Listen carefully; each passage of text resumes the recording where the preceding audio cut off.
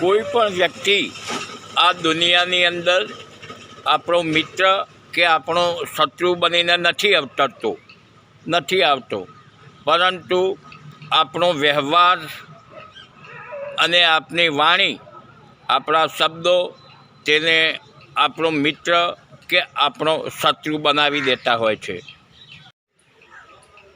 કેમેરાની શોધ 1814માં થઈ, તો પછી હજારો વર્ષ પહેલાંના આ દેવી દેવતાઓના ફોટા કોને પાડ્યા અને કેવી રીતે પાડ્યા? થોડુંક વિચારવા લાયક મુદ્દો છે આ. તર્ક કરો દોસ્તો. તમે કોઈ પણ ધર્મ પાળતા હોય, પરંતુ તમે માણસ બનો, તમારામાં માણસાઈ હોવી જોઈએ.